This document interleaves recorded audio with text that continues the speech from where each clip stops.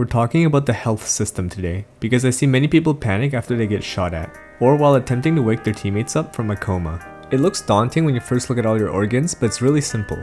Start with understanding what kills you. You can only die in 3 ways. First, instant lethal organ damage.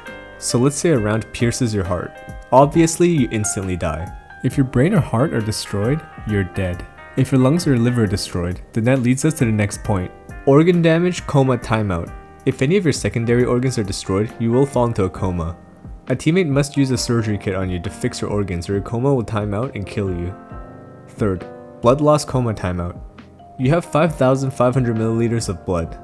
If you get shot up and your blood level drops below 2,000, you will pass out.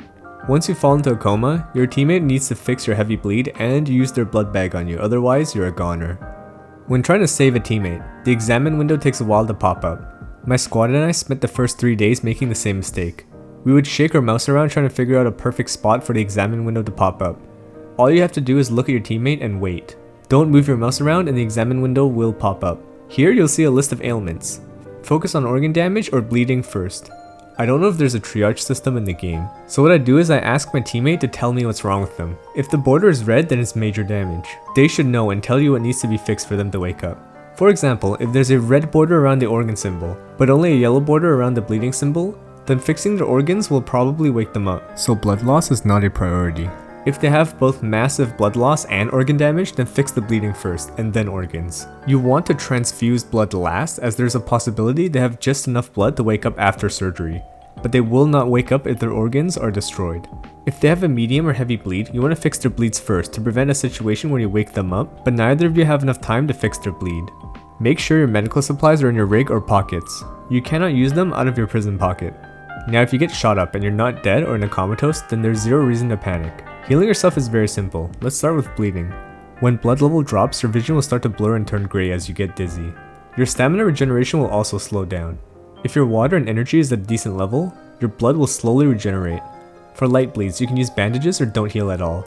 Sometimes, if I'm in a dangerous area, I don't have time to heal, so I'll just leave them and they'll clot up themselves. For medium bleeds, you can use bandages. It'll fix your bleed and fix your wound. For heavies, you need a tourniquet, and then you have to bandage on top afterwards, because the tourniquet only stops bleeding. On to fractures. When you break a bone, it'll show a gradient from yellow to red. The darker it gets, the more maximum stamina you'll lose. Arm fractures will lower your aim stam, and leg fractures will lower your running stam, obviously. Very easy fix, just slap any splint on and you're good. For organ damage, use any surgery kit. The 6 out of 6 heals slower, so I prefer to run the 3 out of 3.